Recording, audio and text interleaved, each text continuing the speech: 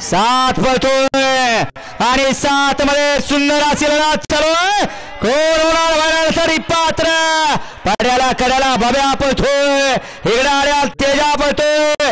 इकडे आड्याला खोंडांची गाडी निशान पळतोय. नवीन खरेदी सुंदर गाड्या आणि सुंदरशा गाड्यात लढत शेवटच्या अक्षराला कोण बाजी मारतोय आणि मारली सर्जा आणि बाब्या डोन. म्हातारे